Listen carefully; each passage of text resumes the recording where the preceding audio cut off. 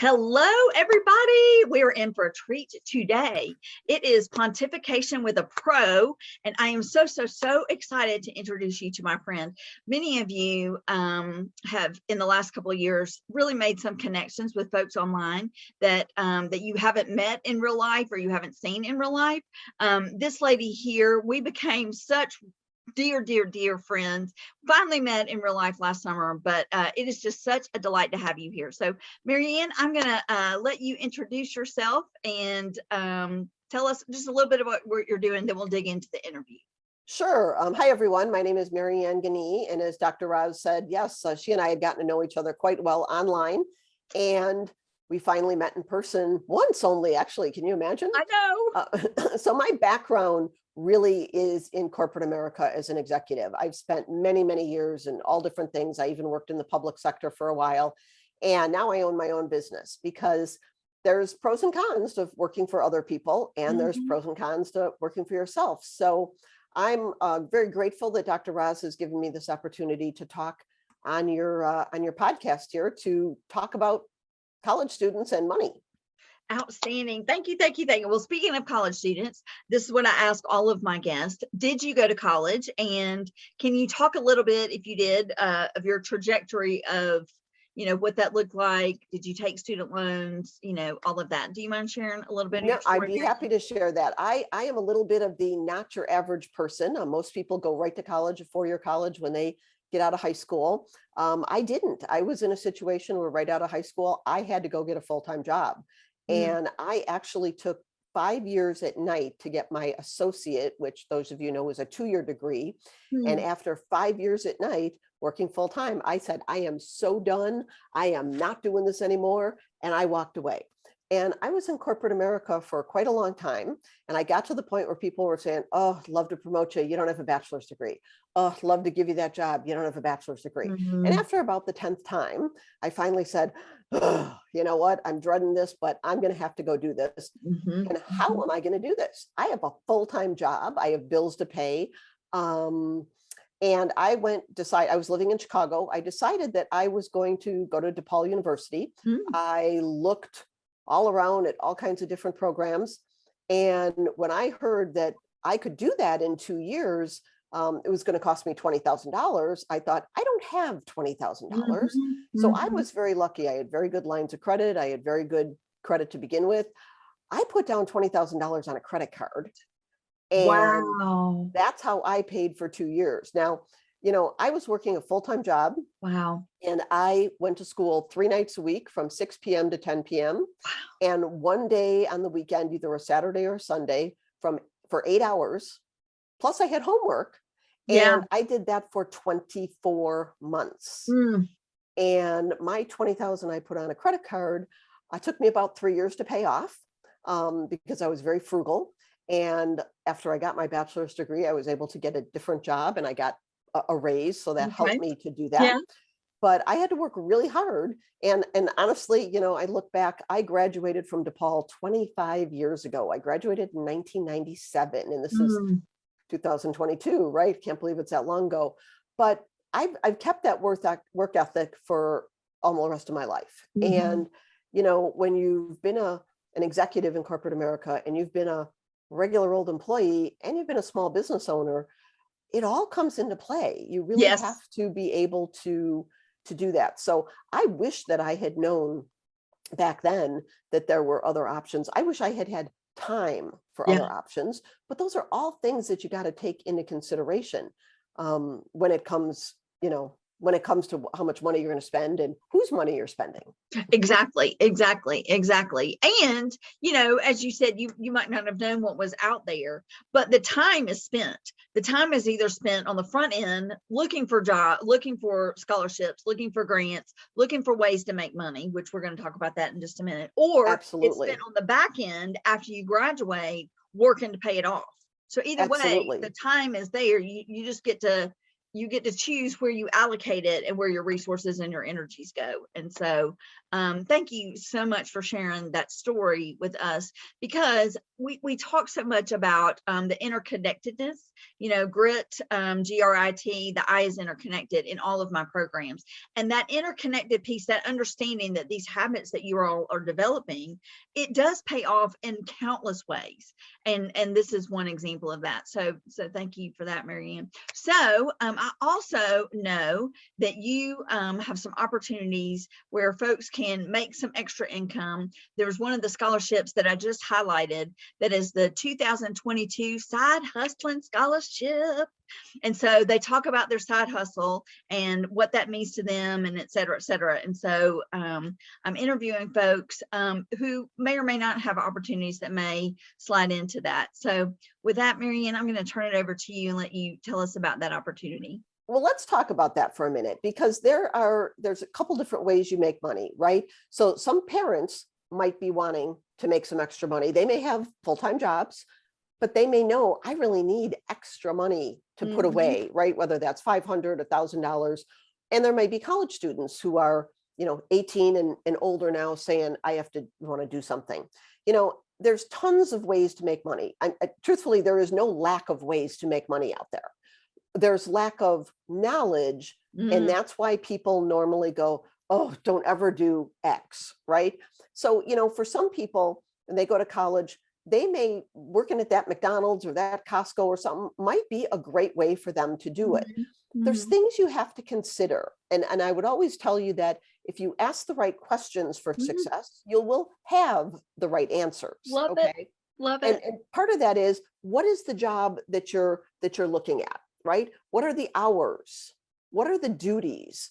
And what's the reliability of that job? And, people come into your life either for a reason, a season, and if you're very lucky, forever. But it could be any of those, right? So that part-time job at Costco might be great for a year if it fits in with what you can do, your physical skills, your reliability.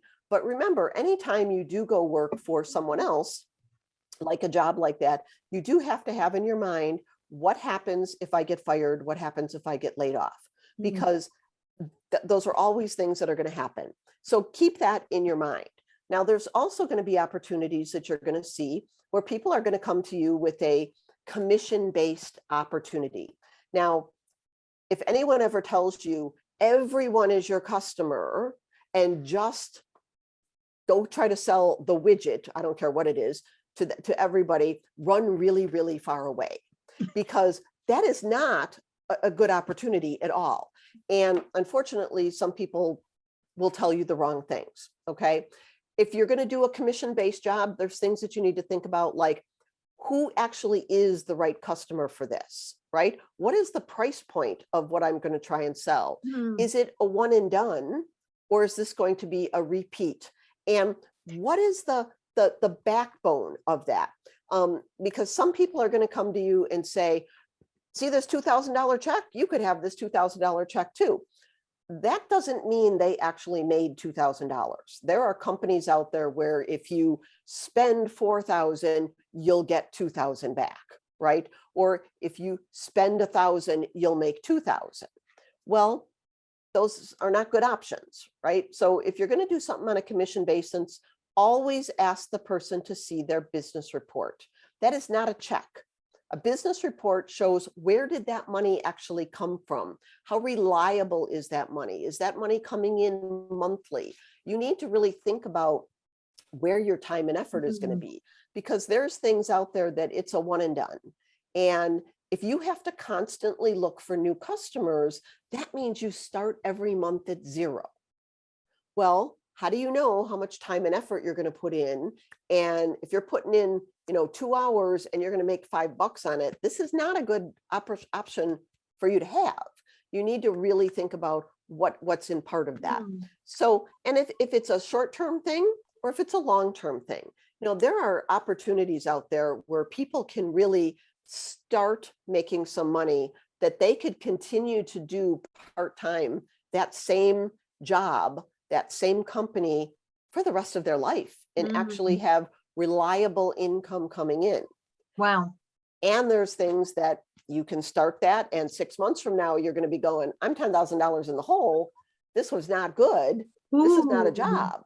Right. I know many people that's happened to, Mm, and I'm very sorry for them. And they say, well, didn't they know that up front? No, because quite honestly, Dr. Roz, if somebody came to you and said, you're going to work really hard and 6 months from now, you're going to be $10,000 in debt, would you really have taken that I job? probably wouldn't. I'm thinking not. I know a lot of people who start their own businesses, and I've talked to them, and 6 months later they go, hey, I broke even. And I say, really, I'm so sorry. And they're like, what do you mean? I've been losing money for 5 months. This is great. I said, that doesn't really sound like a job to me. Does that actually sound like a job to you? Because a Right. job to me is where I get paid. So Right. if you're in any kind of a sales position that you're looking at, and anybody wants you to buy more product than you yourself or your immediate family could actually use in a month, more, they want you to buy way more than that, you should really be taking a step back to say, I'm not really sure that this is the right opportunity for me. Now, every job out there, in every company out there, somebody is going to be a superstar. I don't care if it's the cab driver or the doctor Right. or Right. the landscaper guy, whatever it is, somebody's going to be a superstar. Yeah. For most of the rest of us, we're average people. We are probably not going to be the superstars, right? You want to look for something that you as the average person is actually going to make money on. And if you're okay with the fact of, hey, I'm going to get $15 an hour and I'm going to work at the ABC bakery, right? That's great. Know what you're going into when you go into it, and make sure to ask questions. Don't let anybody talk you into anything that you're uncomfortable with. Don't let them pressure you in there. And for some of you, you may have to do 3 or 4 or 5 things over the course of Right. however many years. And there is nothing wrong with that. That is absolutely fine. You're getting experience. You're learning what you like and what you don't like. I would just tell you, always have an open mind, because the truth is you don't know what you don't know. And I could come to you and say, you know what, I got XYZ thing and we're going to sell widgets. And you might say, I don't know what a widget is, right? So you need to have that conversation, because people came to me prior to what I'm doing and they told me things and it made no sense. And the reality was, once I got all the information, I said, I didn't know that. I didn't know that. I didn't know that. I didn't know that. And that unfortunately was the point, because people can only tell you what they actually know. And if they don't get it and they don't understand it, it's kind of like if you've never driven a car, I don't think you're going to be good at selling cars. So Right? if folks are interested in learning more about what you do, Absolutely. I have an email address Dr. Roz will put down here, and I'm also on LinkedIn. And on LinkedIn, you can find me, Marianne Guinee. And at the very top of my header, you'll find that there's a bit.ly little link there. If you copy that bit.ly link, you would be able to go to, it'll take you right into my Calendly, and it'll let you schedule a 30-minute Plan B conversation with me. So I could talk, I can understand, what are you looking at? I can give you some feedback on the pros and cons of what you may want to consider. And if you're open to more information, I'm happy to share. But if nothing else, I can simply do a review for you of what you're already looking at, and maybe give you a few ideas of things to think about before you jump right in there. Wow.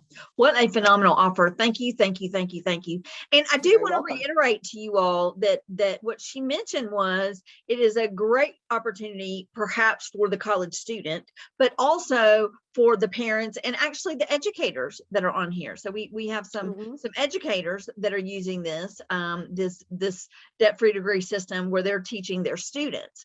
And so so for anybody who's looking to make a little extra income, then just a great opportunity. So lots of ways out there. Connect with me and I'll happily walk you through your ideas, your plan B. And you know, I'm not here to sell you anything. I have ideas. I know what's worked for other people, and I'm happy to have that conversation with you and give you some pros and cons, because it comes back to, if you ask the right questions, you'll get the right answers. Yes. Yes, yes, yes. Marianne, thank you, thank you, thank you for being here. Thank you for being a part of this community. Thank you for sharing with us. And I am just so deeply grateful for you and looking forward to seeing you in a few months in person. Yes. Thank you so much, Dr. Roz. Great. Thank you. Bye-bye, y'all.